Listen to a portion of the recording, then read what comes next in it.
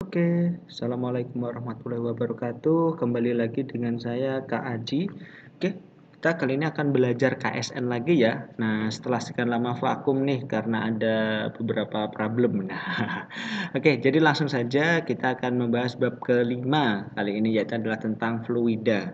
Akan langsung saya tuliskan bab tentang fluida. Oke, fluida. Oke, fluida itu apa sih, Kak? Fluida adalah zat yang dapat mengalir. Jadi ada dua macam zat yang dapat mengalir, yaitu adalah cair dan gas.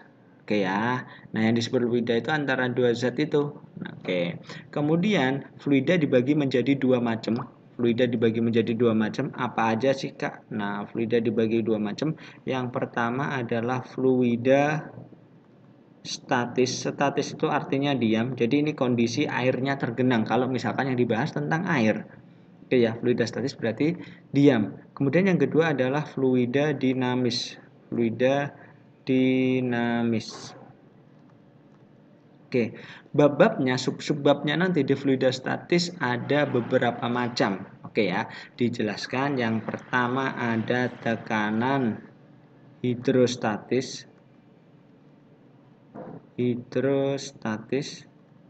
Kemudian ada hukum Pascal, oke ya. Atau kita bisa menuliskannya dengan prinsip saja, prinsip Pascal. Kemudian ada prinsip Archimedes. Oke. Kemudian tegangan permukaan.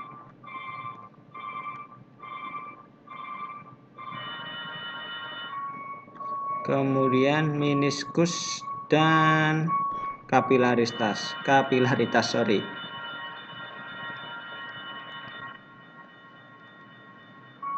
Oke, kalau fluida dinamis nanti ada yang namanya debit, kemudian kontinuitas, nah sama prinsip Bernoulli.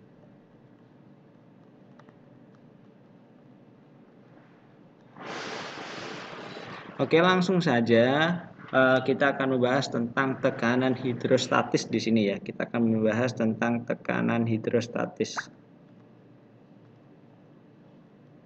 Tekanan hidrostatis itu tekanan yang disebabkan oleh cairan yang diam. Oke ya. Tekanan hidrostatis atau nanti simbolnya adalah pH itu disebabkan oleh cairan yang diam. Maksudnya seperti apa sih, Kak? Maksudnya seperti ini. Misalnya ada sebuah ember. Oke ya, ada sebuah ember. Kemudian diisi air. Oke ya, embernya diisi air. Air biasanya diwarnain biru. Nah, ada ember yang diisi air. Oke ya. Kemudian di dalamnya ada ikan.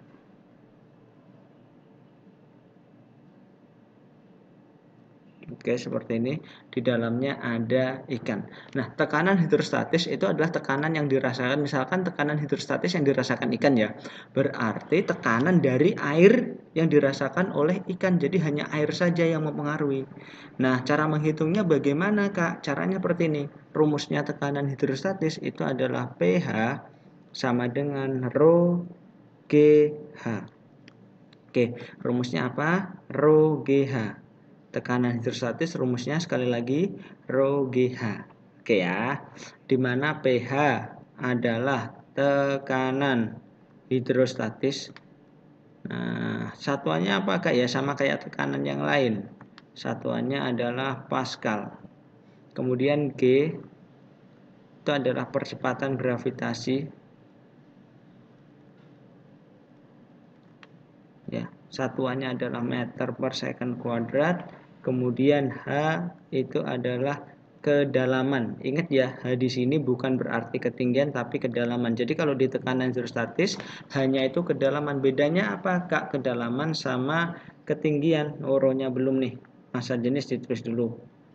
Oke, selanjutnya akan saya jelaskan apa bedanya kedalaman dan ketinggian. Oke ya, jadi misalkan seperti ini, kita ambil contoh gambar di ikan ini ya. Nah, ini kan kalau di sini sampai sini, itu namanya kedalaman. Tapi kalau dari sini ke sini ketinggian. Jadi kalau kedalaman itu dari permukaan ke posisi ikan ini. Tapi kalau ketinggian dari dasar tanahnya. Ya, jadi ini kedalaman. Bedanya kalau yang di sini itu adalah ketinggian. Oke, yang dihitung adalah pH posisi di sini. pH. Oke. Kemudian tapi sebenarnya udara luar ini punya tekanan juga, namanya tekanan udara luar, biasanya disimbolkan oleh P0. Oke ya. Jadi tekanan hidrostatis, saya ulangi, tekanan hidrostatis itu oleh air. Jadi kalau misalkan ditulis seperti ini, tekanan hidrostatis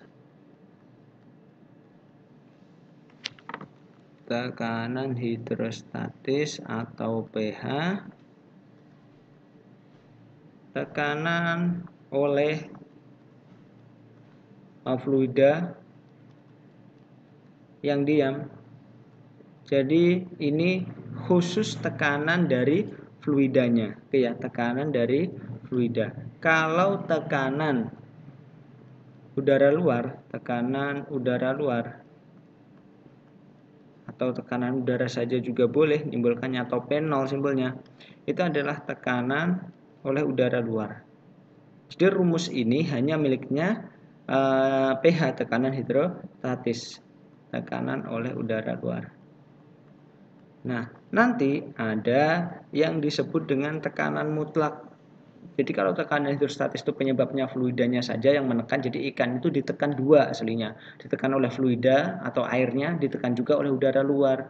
Nah, kalau tekanan hidrostatis kita menghitungnya hanya air yang menekan. Tapi kalau tekanan mutlak, nah di sini nih ada yang namanya tekanan mutlak atau totalnya.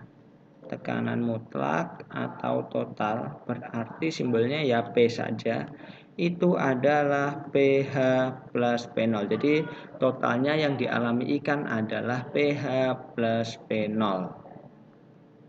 Oke ya, jadi tekanan hidrostatis kurang lebih seperti itu. Kemudian ada materi yang lupa, sebenarnya ini penting juga ya, tekanan oleh zat padat. Saya jelaskan sedikit, hanya sedikit kok ini. Tekanan zat padat biasanya memakai rumus tekanan pada zat padat. Biasanya rumusnya ini untuk tekanan pada zat padat, tapi ini sebenarnya rumus umumnya tekanan. Jadi bagaimana ya menjelaskannya ya? Ini aslinya adalah rumus umum tentang tekanan, tapi biasanya digunakannya untuk menghitung tekanan pada zat padat. Ini rumus yang mana sih Kak? Oke, rumusnya yang seperti ini, P sama dengan F per A. Oke ya, sekali lagi saya ulangi, P sama dengan F per A, di mana P adalah tekanan satuannya ya PA, Pascal. Kemudian F itu gaya apapun ya, gaya dorong boleh, gaya tarik boleh, gaya berat juga boleh, gaya normal juga boleh. A itu adalah luas penampang atau meter persegi. Oke, rumusnya hanya ini saja. Tapi ini konsepnya nggak boleh keliru-keliru ya. Ini konsepnya tidak boleh keliru-keliru. Kita melihat hubungannya P sebanding dengan F. Jadi melihat hubungan itu dilihat, P kan ada di atas. Artinya P itu kan aslinya P per 1. Oke, jadi P ada di atas, F ada di atas. P sama dengan atau sebanding dengan F bacanya ya. Ini sebanding atau berbanding lurus namanya ya, sebanding atau berbanding lurus. Artinya kalau F-nya besar, P-nya ngikut besar. Oke, sekali lagi, kalau F-nya besar, P-nya ngikut besar. Berbeda dengan A. Kalau A berarti itu kan aslinya di bawah A-nya, jadi seper A. Kalau seperti ini bacanya adalah berbanding. Ada yang bisa berbanding terbalik. Kalau yang atas tadi berbanding lurus atau sebanding, sekarang berbanding terbalik. Oke, misalkan saja ada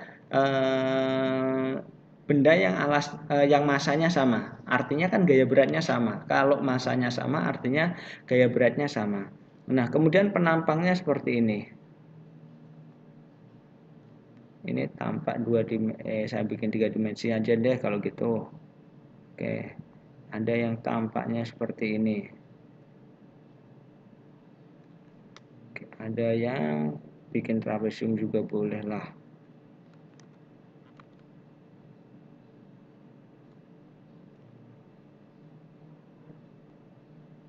Nah, kalau masanya sama, misalkan kita tulis 1, 2, 3, masanya sama, tapi luas penampang yang menyentuh tanah. Jadi luas penampangnya itu bukan luas penampang semuanya, tapi luas luas penampang yang menyentuh tanah adalah yang kedua itu yang paling kecil. Kenapa? Lancip. Oke ya. Berarti tekanan terbesar ini misal massa sama. Tekanan terbesar berarti urutannya adalah 2, 3, 1. Karena penampangnya 2 paling kecil, kemudian 3, kemudian 1 yang paling lebar. Makanya kenapa? Karena berbanding terbalik sekali lagi. Oke ya, berbanding terbalik. Jadi kalau A-nya makin kecil, maka tekanannya makin besar. Makanya pisau itu harus lancip. Kalau tumpul, maka tekanannya kecil. Kan kalau lancip atau tipis itu kan penampangnya semakin kecil ya. Kalau penampang kecil itu menghasilkan tekanan besar. Tapi kalau pisaunya tumpul, nah berarti ujung pisau itu kan luas penampangnya menjadi melebar. Nah makanya tekanannya kecil, jadi susah buat memotong. Oke, tekanan hidrostatis kurang lebih seperti ini. Silahkan di screenshot atau di pause untuk mencatat. Next.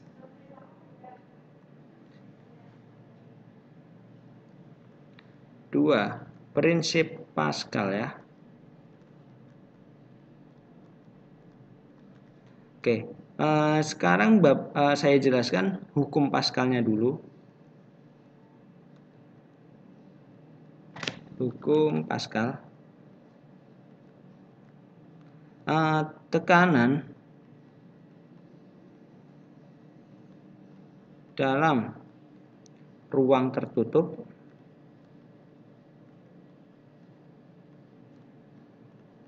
akan diteruskan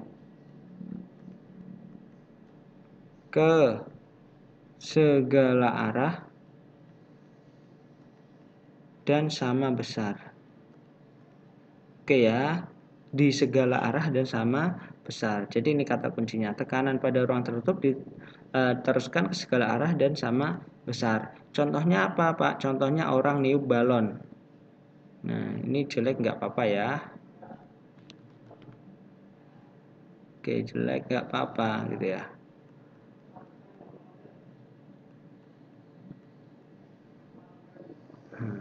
Niup balon, misalkan ini niup balon.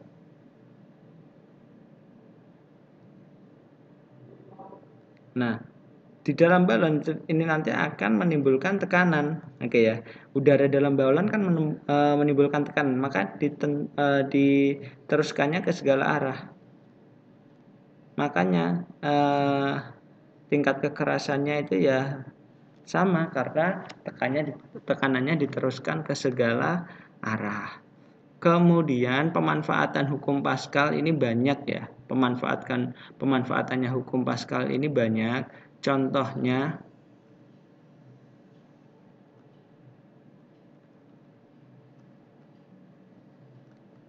pemanfaatan hukum Pascal.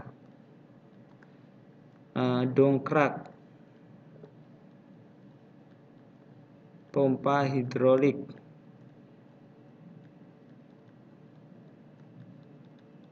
Dan banyak lagi, biasanya di alat-alat berat itu juga memanfaatkan hukum Pascal menggunakan pompa hidrolik ya, dan banyak lagi, nanti di search aja ya lebih lengkapnya. Oke, sekarang langsung ke rumus hukum Pascal. Nah, biasanya ini digunakan di cuci mobil yang menggunakan pompa hidrolik atau pipa hidrolik. Oke ya. Nah, ini misalkan saya gambarin bebannya ini, beban. Ini F1. Ini W, bebannya W atau kita simbolkan F2, gaya kedua, seperti itu ya. Kemudian ini luas penampang 1, ini luas penampang 2. F2. Jadi tekanan, maksudnya tekanan diteruskan segala arah itu seperti ini. Tekanan dari F1, karena ini posisi pipanya belok, ya belok. Nah, jadi ditentukan ke segala arah ngikutin alurnya itu tadi. Kemudian karena sama besar, maka P1 sama dengan P2. P1 sama dengan P2. Maka jadilah rumus F1 per A1 sama dengan F2 per A2. Seperti itu. Ini rumusnya. Oke, itu adalah prinsip Pascal. Oke, lanjut. Kemudian yang ketiga adalah prinsip Archimedes.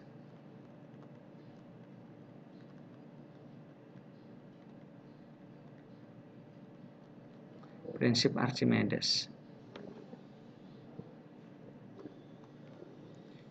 Bunyinya, bunyi hukum Archimedes ya. Hukum Archimedes. Benda dalam fluida akan mengalami gaya angkat ke atas atau gaya Archimedes namanya ya. Gaya angkat ke atas atau gaya Archimedes nama lainnya ini. Sebesar berat fluida yang dipindahkan.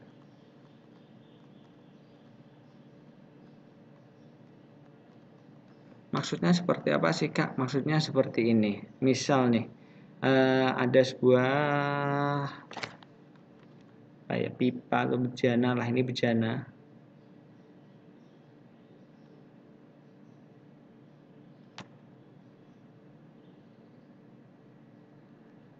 Jadi ini awalnya diisi air gini ya. Dilihat awalnya diisi air, ini kosong. Kemudian tiba-tiba dimasukin batu.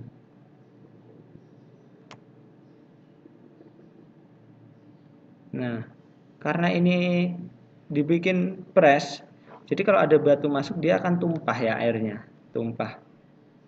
Nah, air yang tumpah volumenya ini sama dengan volume batu yang masuk. Jadi yang perlu diketahui volume air yang tumpah sama dengan volume batu yang masuk. Oke, makanya dirumuskanlah seperti ini. Misalkan nih seandainya, ini contoh yang keduanya.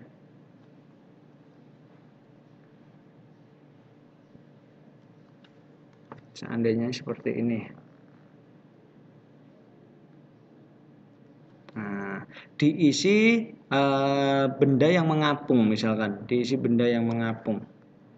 Contohnya aja misalkan bola mengapung ya. Bolanya mengapung. Oke.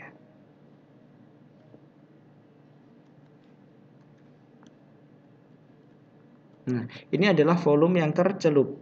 Berarti volume air yang digantikan bola ya sebesar volume yang tercelup. Jadi gini, awalnya kalau nggak ada bola ini kan diisi oleh air ya. Setelah dimasukin bola kan sebagian bagian bola itu tercelup, maka harusnya tadi diisi air jadi diisi bola. Nah itu berarti volume yang digunakan nanti. Rumusnya apa? Rumusnya adalah F Archimedes berarti FA rho GV ya, rho GV. Rho-nya adalah rho fluida, V-nya adalah B benda dalam fluida artinya ya. Jadi kalau misalkan menulis seperti ini, FA sama dengan gaya angkat atau gaya Archimedes ya ini. Satuannya apa Kak? Ya Newton, semua gaya Newton. Rho F adalah massa jenis fluida. Jadi massa jenis fluidanya yang mempengaruhi gaya angkat. Kilogram per meter kubik. G sudah pasti tahu ya apa percepatan gravitasi. Kemudian VBF adalah volume benda dalam fluida. Jadi hati-hati, ini hanya volume benda dalam fluida atau yang tercelup, bukan volume seluruhnya. Satuannya adalah meter kubik. Ya, ingat, itu adalah volume benda dalam fluida atau yang tercelup saja, bukan benda seluruhnya. Oke, itu adalah konsep atau prinsip Archimedes. Oke ya. Selanjutnya adalah penerapan Archimedes, yaitu adalah di melayang, terapung dan tenggelam. Jadi seperti ini. Ini penjelasannya saya gambar agak biar lengkap saja ya ini ya. Jadi ada beberapa kondisi. Ini kondisi seperti ini. Harusnya nggak terlalu gede-gede lah.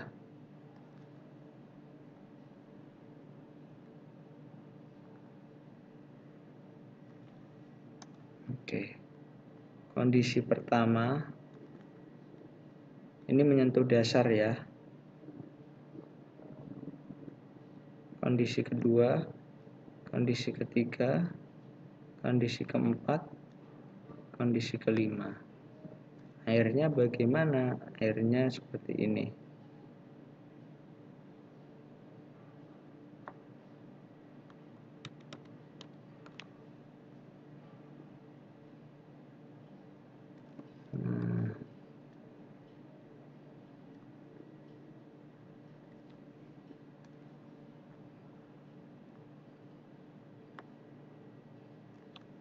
Mungkin misalkan kita nomorin ini A, B, C, D, E. Tenggelam.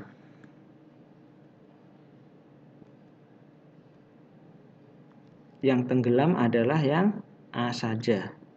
Apa sih yang terjadi kalau tenggelam? Berarti yang pertama, rho benda lebih besar dari rho fluida.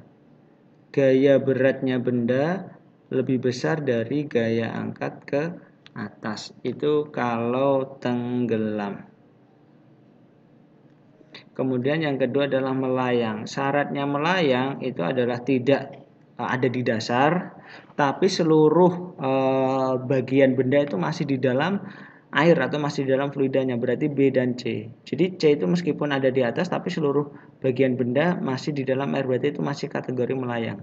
Artinya apa kalau melayang, Kak? Rho benda atau massa jenis benda sama dengan rho fluida, kemudian berat benda sama dengan gaya angkat. Oke. Kemudian yang terakhir yaitu adalah mengapung. Mengapung artinya ada bagian benda yang muncul di permukaan baik sedikit atau banyak, berarti D dan E. Mengapung berarti rho benda kurang dari rho fluida, tapi kalau sudah posisi mengapung, berat benda itu tetap sama dengan gaya angkat ke atas. Jadi benda yang terapung itu menuliskan prinsip yang ini harus hati-hati ya. Maksudnya bagaimana sih Kak? Maksudnya seperti ini. Misal nih, benda E itu kan pasti terapung ya. Kalau dia kondisinya sudah mengapung di atas, berarti berat benda sama dengan gaya angkat ke atas. Kenapa? Karena gaya angkat ke atas itu hanya sebesar volume benda yang tercelup. Oke ya. Beda halnya kalau E itu awalnya kita tenggelamkan di bawah. Oke ya, ini perhatikan baik-baik kalimat saya. Benda yang E itu kan jelas terapung. Nah, coba kita tenggelamkan di dasar. Kemudian kita lepas. Maka benda E ini akan naik ke permukaan. Oke ya. Itu artinya gaya angkatnya masih lebih besar. Jadi gini, benda E ini gaya angkatnya itu tidak sebenarnya E dan D sama, tapi kita ambil contoh yang E. Gaya angkat ke atasnya itu tidak selalu konstan. Kenapa? Karena bisa saja volume benda ini dicelupkan semua. Jadi kalau volume benda ini dicelupkan semua, kita lihat rumus VBF, maka FA-nya kan akan semakin besar nanti. Semakin besar benda yang tercelup volumenya, nanti gaya angkatnya semakin besar. Jadi logikanya seperti ini. Saya ulangin yang E. Kalau seandainya E ini saya celupkan semua, kemudian saya lepas, E ini akan naik ke atas. Bukti bahwa FA-nya lebih besar. Tapi kalau sudah sampai di permukaan sudah diem, berarti gaya angkatnya sama dengan gaya berat.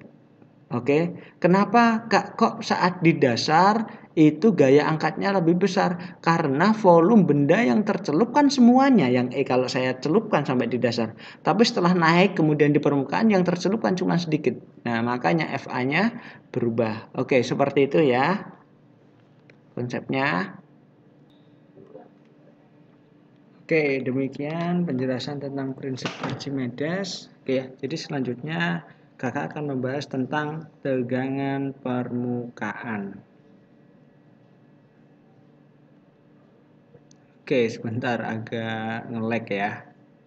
Oke, sudah bisa. Oke, yang keempat yaitu adalah tegangan permukaan. Apa sih Kak tegangan permukaan itu? Oke, jadi kalau di konsepnya Archimedes, setiap benda yang massa jenisnya lebih besar daripada zat cair, dia akan tenggelam. Oke ya, jadi massa jenis benda kok lebih besar daripada massa jenis fluida atau zat cairnya, maka benda tersebut akan tenggelam. Nah, tapi kita tahu bahwa silet itu bisa mengapung di atas air. Oke, silet bisa mengapung di atas air. Kemudian ada lagi serangga. Nah, serangga itu bisa mengapung juga di atas air. Loh, kenapa kok itu bisa terjadi, Kak? Itu karena adanya tegangan permukaan. Yang mempengaruhi tegangan permukaan itu apa saja sih? Yang pertama adalah suhu. Kalau suhu naik, maka tegangan permukaan itu akan menurun atau semakin kecil. Yang kedua, setelah suhu itu ada zat terlarut. Jadi misalkan nih air kok dikasih garam, dikasih gula, itu akan meningkatkan tegangan permukaannya. Yang ketiga adalah kemudian yang ketiga jenis cairannya ya. Ini kalau misalkan air tersebut dikasih sabun itu bisa mengurangi bisa mengurangi tegangan permukaan. Kemudian setelah jenis cairan ada lagi massa jenis. Massa jenis zat itu juga berpengaruh ya. Nah, tapi kalau ini untuk mengubah-ubah tegangan permukaan ya ini kalau massa jenis itu kan bisanya diubah ya sama aja dengan dikasih zat terlarut, ini pokoknya saling berhubungan nih ya. Dan yang terakhir adalah tekanan. Oke, rumusnya tegangan permukaan apa sih Kak? Rumusnya tegangan permukaan adalah F dibagi D. D itu bisa disebut dengan keliling. Oke, jadi misalkan nih, ini digambarkan tanpa atas. Oke ya, ini sebuah silet gitu aja ya. Misalkan ini ada sebuah silet.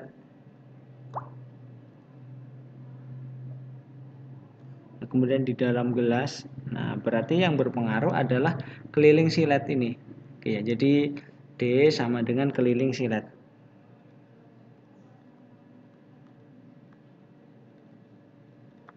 Kemudian kalau misalkan ada jarum. Nah, berapakah tegangan permukaan pada jarum? D itu 2 kali L panjang jarum ya. D sama dengan 2 kali L. Ini L-nya. Loh, kenapa kok 2 kali L, Kak? Ya karena yang menyentuh air itu sebelah sini dan sebelah sana. Oke, sebelah kiri dan sebelah kanan. Oke, ya, jadi ini adalah simbol dari tegangan permukaan.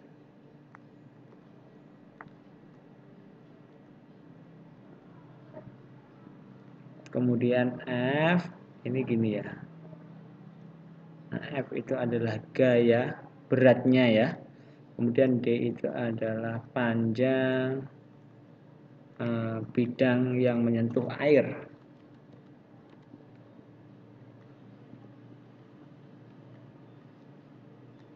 N per M. N. Kemudian panjang bidangnya adalah M. 5. Oke, berikutnya adalah nomor 5. Nah, nomor 5 ini adalah meniskus dan kapilaritas. Meniskus dan kapilaritas. Ini mungkin di SD kayaknya sudah pernah ya. Jadi kalau misalkan nih air dan raksa biasanya perbandingannya itu seperti ini. Meniskus cekung dan meniskus cembung ya, biasanya seperti itu.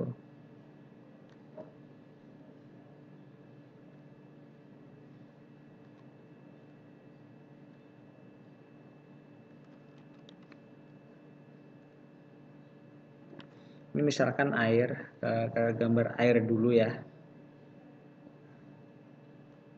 Air. Kalau air itu akan naik seperti ini. Kalau raksa itu warnanya agak abu-abu. Ini raksa. Dia akan meniskus cembung, oke ya. Ini adalah air. Di sini adalah raksa. Yang disebut meniskus itu yang mana sih Kak? Ini lebih kelihatan jelasnya. Ini juga meniskus, ini juga meniskus sebenarnya. Ini meniskus, ini meniskus. Nah, tapi kita lihat ini aja. Meniskus atau meniskus ya. Terserah lah. Ada yang menyebut meniskus, ada yang menyebut meniskus. Meniskus cekung. Kalau ini meniskus cembung. Nah, apa yang menyebabkan meniskus cekung dan meniskus cembung? Yang menyebabkan meniskus cekung adalah kohesi lebih kecil daripada adesi. Kalau yang ini ya kebalikannya, berarti ini kohesinya lebih besar daripada adesi. Kak, saya lupa kohesi itu apa. Kohesi adalah tarik-menarik zat yang sama. Kalau adesi beda. Nah, jadi penjelasannya seperti ini. Ini karena adesi yang lebih besar, kohesi kan lebih kecil. Jadi tarik-menariknya air dengan air dan air dengan wadah itu lebih kuatan air dengan wadah. Makanya lebih banyak yang menempel di bagian wadah. Jadi air itu cenderung menempel ke wadah. Ini juga sama, naik cenderung ke wadah. Beda sama raksa. Raksa itu kohesi yang lebih besar. Jadi tarik-menarik raksa dengan raksa lebih besar daripada raksa dengan wadah. Makanya ini tertarik ke raksanya, bukan ke wadahnya. Ini cenderung menuju raksa. Oke ya, seperti itu penjelasannya kurang lebih tentang fluida statis. Berikutnya kakak akan membahas tentang fluida dinamis. Fluida dinamis yang pertama yaitu tentang debit ya. Nah, tentang debit. Debit itu biasanya disimbolkan dengan Q. Nah, rumus debit ada dua, Q sama dengan A dikali V atau D sama dengan V per T. Jadi V-nya beda ya. Yang ini V kecil artinya kecepatan, kalau yang di sini V besar artinya volume. Betul. Jadi Q itu adalah debit. Nah, satuannya apa? Meter kubik per second. Kemudian A itu luas. Oke ya, luas. Luas penampang atau meter persegi. Kemudian kalau V kecil itu adalah kecepatan atau meter per second. Kemudian V besar itu adalah volume. Meter kubik. Kemudian T adalah waktu. Second. Nah, setelah debit, oke ya, setelah debit ada yang namanya kontinuitas. Kontinuitas itu apa sih? Kak, lebih gampangnya debit yang sama ya, penjelasan ringkasnya itu debitnya sama. Oke ya, Q1 sama dengan Q2. Jadi boleh ini A1 dikali V1 sama dengan A2 dikali V2, karena rumusnya debit kan A kali V. Boleh juga ditulis V1 per T1 sama dengan V2 per T2. Seperti itu ya, itu kontinuitas. Maksudnya kontinuitas itu seperti apa sih Kak? Maksudnya kontinuitas seperti ini. Misal ada pipa. Nah, ada pipa.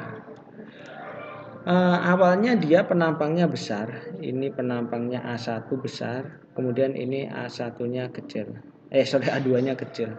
Ini kecepatannya. Ini V1 berarti ini nanti V2. Nah, debitnya ini sama, jadi keluarnya air itu sama. Nah, makanya yang membedakan apa? Kalau yang A1 dia luas penampangnya kan udah besar, jadi kecepatannya kecil.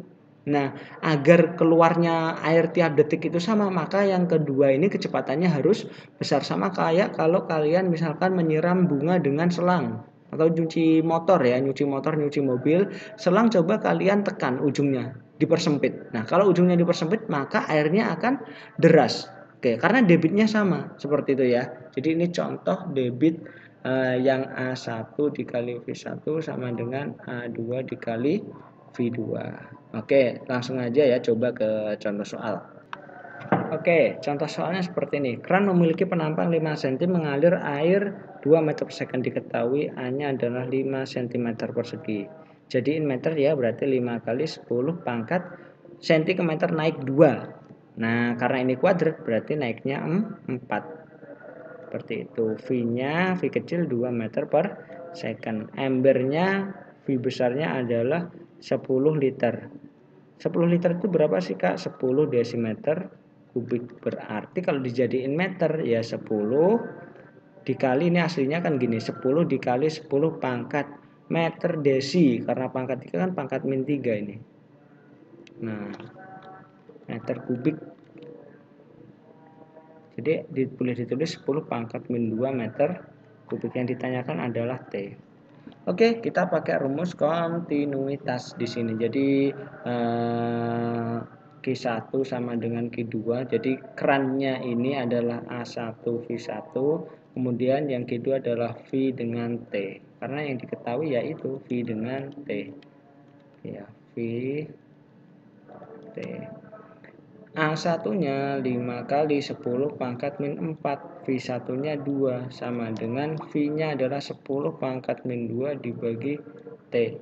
Ini kan 5 kali 2 10 ya. 10 kali 10 pangkat ya 10 pangkat min 3 sama dengan 10 pangkat min 2 per T. Jadi T adalah 10 pangkat min 2 dibagi 10 pangkat min 3. Jadinya 10 detik. Oke, jadi pembahasan fluida cukup sampai sini dulu. Terima kasih atas perhatiannya sudah menonton video kali ini. Yuk, saya tutup. Wassalamualaikum warahmatullahi wabarakatuh.